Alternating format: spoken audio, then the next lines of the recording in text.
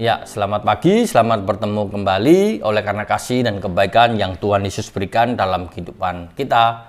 Tuhan telah menyertai dan memberkati kita sepanjang malam, dan di hari yang baru ini kita boleh bersyukur atas kebaikan Tuhan dalam hidup kita. Mari kita berdoa sebelum kita mendengarkan firman Tuhan. Bapa kami dalam surga, dalam nama Tuhan Yesus kami mengucap syukur buat segala kebaikan dan pertolongan yang Tuhan Yesus berikan dalam kehidupan kami. Tuhan telah menyertai dan memberkati kami, dan kami boleh menikmati hari yang baru. Sebelum kami melakukan segala aktivitas kami pada hari ini, kami mohon belas kasihan kepada Tuhan untuk memberkati kami, di mana kami boleh diingatkan oleh kebenaran firman Tuhan di pagi hari ini. Berkati hamba-Mu dan berkati setiap anak-anak Tuhan yang mendengarkan. Dan kami sambut kebenaran firman Tuhan di dalam nama Tuhan Yesus. Haleluya. Amin. Ya, puji nama Tuhan. Di pagi hari ini kita mau belajar satu kebenaran firman Tuhan di dalam Kejadian pasal yang ke-32 ayatnya yang ke-28. Dikatakan demikian, lalu kata orang itu, namamu tidak akan lagi disebut Yakub, tetapi Israel, sebab engkau telah bergumul melawan Allah dan manusia, dan engkau menang. Di sini kita mau belajar satu kebenaran firman Tuhan tentang berpegang teguh pada Allah. Ketika kita melihat satu peristiwa yang dialami oleh Yakub di dalam Kejadian pasal 32 adalah kisah di mana Yakub mengalami satu tindakan, hal yang dialami. Dia mengalami yang namanya ketakutan, dia mengalami satu tekanan yang cukup berat di dalam hidupnya sehingga dia bergumul. Namun kalau kita lihat di dalam ayat ini, dia bergumul dan berdoa kepada Tuhan sehingga dia ini memperoleh berkat Tuhan. Nah, kalau kita melihat kembali masa lalunya Yakub, kita bisa melihat bahwa Yakub ini mempunyai perilaku yang sesuai dengan nama artinya, yaitu perebut atau penipu. Itu istilah-istilah nama arti Yakub. Dimana kalau kita lihat bahwa di dalam rahim dia merebut tumitnya Esau. Kita tahu bahwa Yakub dan Esau saudara kembar. Di dalam perutnya ibunya, Yakub ini merebut tumit Esau pada saat kelahirannya. Lalu kalau kita lihat juga bahwa Yakub juga merebut hak kesulungannya Esau, merupakan kakak sulungnya yang harusnya menerima berkat kesulungan, ternyata sama Yakub dia rebut. Di sini kita bisa melihat karakter Yakub yang selalu suka ingin merebut, di mana Yakub ingin mendapatkan sesuatu yang lebih. Dan kalau kita lihat di sini, Yakub pun juga di usianya sebagai orang tua, dia juga memiliki sifat untuk merebut lagi. Ketika kita melihat bahwa Yakub menjadi seorang pemimpin atau sebagai kepala keluarga, ternyata dia melihat kesuksesan yang luar biasa. Dia mau kembali ke rumahnya, mau menunjukkan tentang keberhasilannya sebagai seorang yang bekerja keras, yang memiliki berkat yang secara melimpah. Namun di saat dia kembali ke tanah kelahirannya, dia mendengar akan bertemu dengan Esau. Tentunya dia menjadi orang yang memiliki ketakutan. Ketakutan yang dialami, di mana dia berpikiran bahwa apa yang dia miliki pasti akan diambil oleh Esau. Berita yang tidak menyenangkan itulah yang membuat dia berpikir. Lalu dia membuatkan satu rencana mengelompokkan setiap berkat-berkatnya. Dari mulai para hamba, istri, ternak, itu dikumpulkan terpisah-pisah supaya ketika nanti kakaknya merebut, jangan sampai semuanya itu diambil. Dan itu cara Yakub untuk mengatasi masalah yang dihadapi dengan takut bertemu dengan kakaknya Esau. Di sini kita juga melihat bahwa kesuksesan Yakub itu sungguh sangat nyata, di mana dia memiliki kekayaan yang cukup banyak, memiliki para hamba, ternak, itu semuanya dimiliki.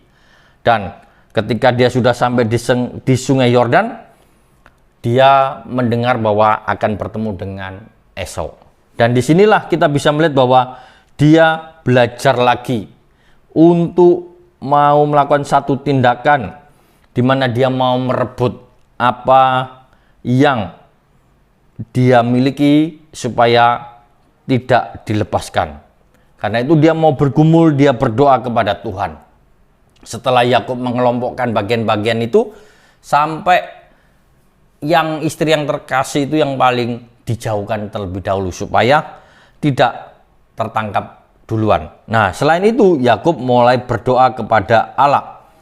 Dia berdoa sepanjang malam, dia bergumul kepada Tuhan, dan di dalam ayat 28 ini dikatakan bahwa lalu kata orang itu, namamu tidak akan disebut lagi Yakub tetapi Israel, disebut lagi Yakub tetapi Israel, sebab engkau telah bergumul melawan Allah dan manusia dan engkau menang.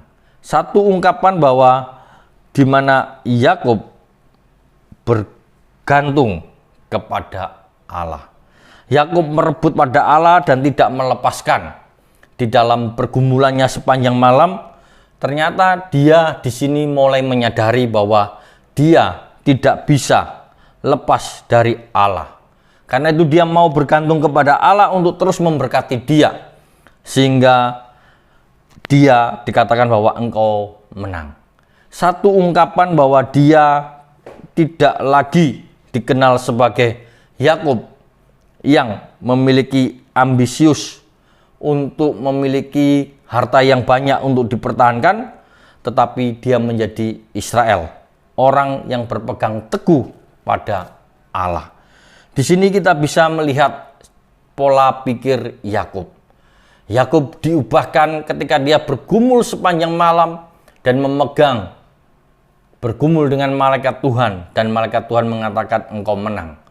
Di sini adalah satu ungkapan bahwa dia belajar hidupnya harus bergantung kepada Tuhan. Dia tidak bisa hidup tanpa Tuhan.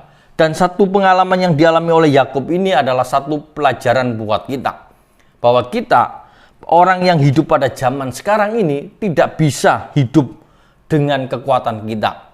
Kita harus belajar menjadi orang yang bergaul kepada Tuhan, berpegang pada Tuhan. Disitulah kita akan bisa menjadi seorang pemenang. Seorang yang merebut, di mana Tuhan memberikan kemenangan di dalam kehidupan kita. Karena itu kita sebagai anak-anak Tuhan, janganlah menjadi orang yang menyerah dengan keadaan, tetapi menjadi seorang pemenang di dalam mengatasi masalah. Semua aset seseorang bisa diambil dengan mudahnya ketika dia berhutang. Tetapi ketika kita belajar untuk menjadi orang yang memiliki cara pandang yang lain seperti Yakub, di mana dia mempunyai hubungan yang penting dengan Allah yang hidup, maka disitulah kita bisa melihat bahwa dia mengalami kepribadian yang mana hidupnya sekarang adalah hidup yang untuk mengakui Allah sebagai sumber keberuntungan, sebagai Allah yang sanggup menolong di dalam kehidupannya. Di sini kita boleh belajar bahwa apa yang dilakukan oleh Yakub adalah cara untuk mengatasi masalah yang besar di hadapan kita, untuk kita selesaikan dengan bergantung kepada Allah. Kita mau belajar berpegang pada Allah dalam kehidupan kita. Kita tidak bisa hidup dengan apa adanya. Semua orang hanya mengejar harta dunia, semuanya sama. Tetapi Yakub mengajarkan dari pengalamannya, setelah dia mencari harta yang begitu banyak, ternyata dia juga mengalami kekhawatiran akan hartanya yang habis. Karena itu dia belajar untuk membangun sesuatu yang penting, yaitu satu hubungan dengan Allah yang hidup. Kita diajar untuk membangun hubungan dengan Allah yang hidup, di mana Allah yang hidup itulah yang mengubah hidup kita sebagai orang yang menjadi orang yang beruntung dan bersyukur dalam kehidupan kita. Karena kita melihat bahwa ketika kita bergantung kepada Allah, berhubungan dengan Allah yang hidup, maka disitulah keamanan ditentukan bukan di dalam kepemilikan atas harta benda, tetapi di dalam satu hubungan dengan Allah. Ketika Yakub menang dikatakan oleh Allah, namamu lagi bukan lagi Yakub tetapi Israel, disitulah Yakub berubah. Bukan lagi harta yang dibanggakan, tetapi dia menjadi pribadi yang mengandalkan Tuhan. Dia tidak lagi ketakutan kalau hartanya diambil oleh Esau ataupun oleh orang-orang lain, karena dia sudah memiliki hubungan dengan Allah dan dia percaya bahwa Allah adalah sumber berkat yang sanggup mengganti apa yang menjadi miliknya ketika hilang. Di sini kita boleh belajar pada zaman sekarang ini. Kita juga mau belajar membangun hubungan kita dengan Tuhan. Kita mau tetap memiliki hubungan yang benar di hadapan Tuhan, supaya kita tidak lagi menjadi orang yang memiliki fokus kepada harta, tetapi kita mau berpegang teguh pada Allah. Firman Tuhan di malam hari ini mengajarkan kita untuk senantiasa berpegang teguh kepada Allah di dalam kehidupan kita. Baik kita sedang diberkati Tuhan, baik kita yang belum diberkati Tuhan, atau kita yang saat ini sedang diberkati Tuhan, sedang mengalami proses membangun kehidupan yang lebih baik, kita mau berpegang teguh pada Allah. Kebenaran firman Tuhan di pagi hari ini bisa menjadikan kita yang saat-saat ini mengalami keraguan-raguan, kekhawatiran, dan ketakutan, kita mau kembali datang dan berpegang kepada Allah. Karena Allah di dalam nama Tuhan Yesus adalah Allah yang memberikan kehidupan, kemenangan, dan jalan keluar dalam hidup kita. Amin firman Tuhan. Kita mau berdoa.